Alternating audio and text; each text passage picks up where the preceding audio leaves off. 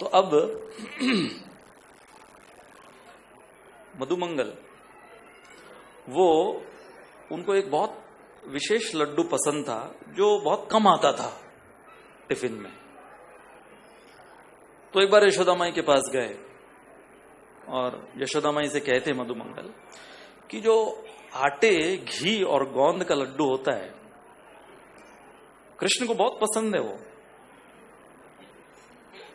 तो यशोदा माई क्या, अच्छा आटे, घी और गोंद का कैसे पता कृष्ण को पसंद है?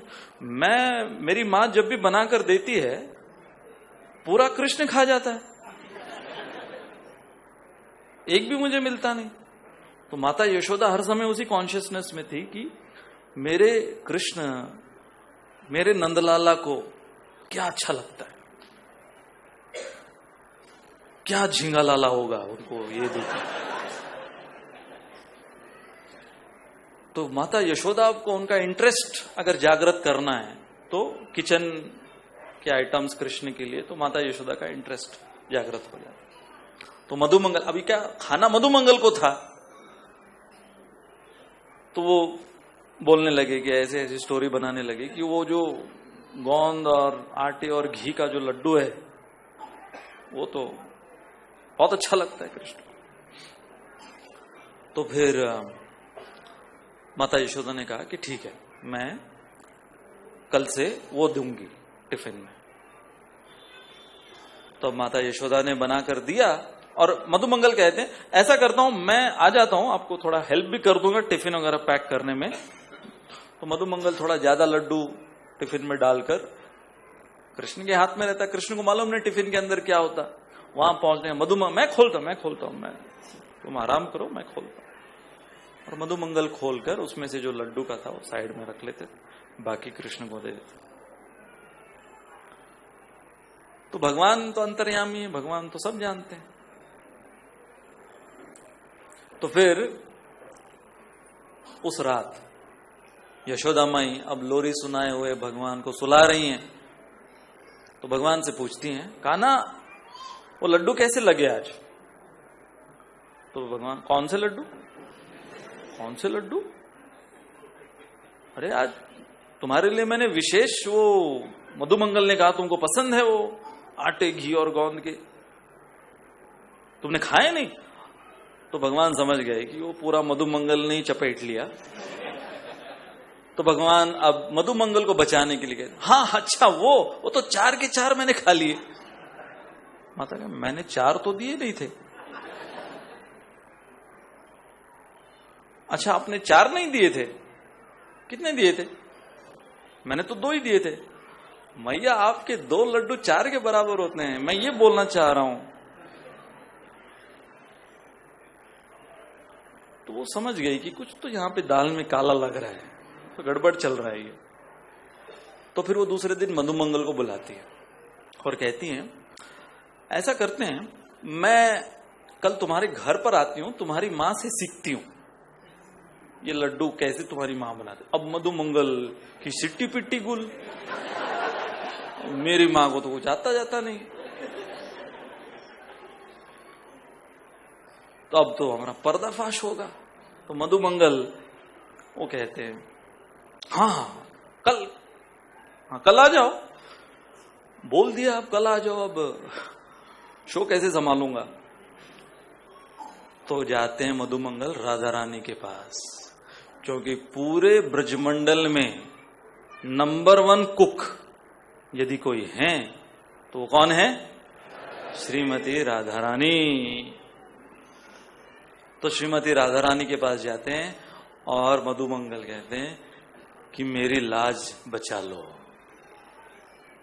ऐसा ऐसा पूरी स्टोरी सुना देते हैं।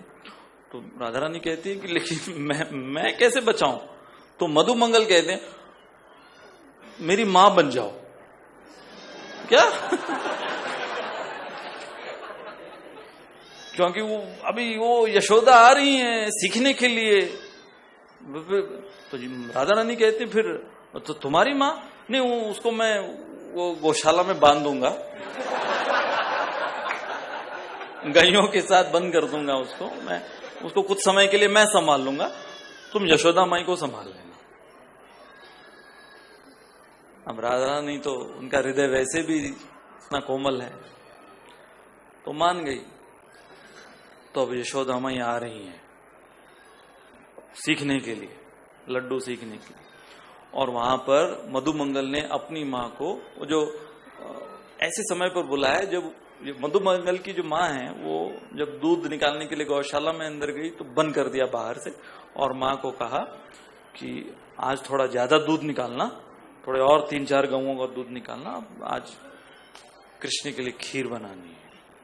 सब यहां वहां से सब झोल कर रहे हैं, इधर से उधर से। ये सब लीला यहीं पे हो सकती है।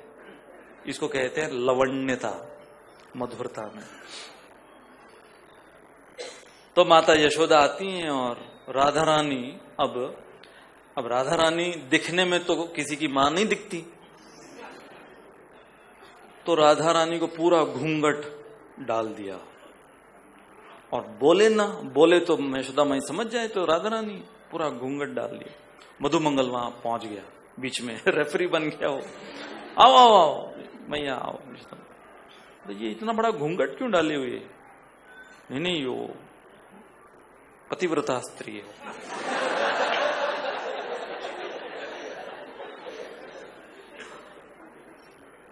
तो अब राधा रानी अपने हाथों से हिसाब से क्या, तो माता यशोदा पूछ रही है, अच्छा ये कितना वो कितना, ये बोलती क्यों नहीं है? तो मधुमंगल कहता है, अरे आपको शास्त्र नहीं पता? अब ये ब्राह्मण है ना, तो अब ये शास्त्र कोट करने लगा। तो यशोदा माई के शास्त्र क्या, शास्त्र में क्या कहा गया? अरे शास्त्र में बताया गया है कि जब आप भोजन पका रहे हो तो मौन व्रत धारण करना है, बोलना नहीं चाहिए बिल्कुल। अच्छा बोलना नहीं चाहिए, हाँ तो इसलिए ये मेरी माँ शास्त्र का पालन करती, बात नहीं, मौन व्रत धारण किया है, बात नहीं करती, देखो कैसे करती, देख लो दिखा देंगे। तो यशोदा माई धीरे धीरे समझ रही थी क्या चल रहा है। फिर भी उनको पूरा समझ में नहीं आ रहा था कि है कौन ये। तो वो हो गया लड्डू वड्डू जो भी उनका ट्रेनिंग हो गया। उसके बाद में फिर यशोदा माई दूसरे दिन जब पानी भरने जाती हैं जमुना पर, तो वो मधुमंगल की मां से मिलती है।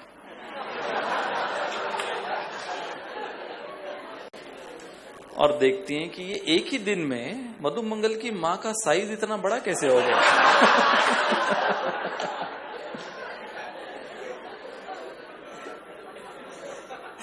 तो पूछती हैं, तो आप मधुमंगल के लिए वो लड्डू बनाते हैं? कौन से लड्डू?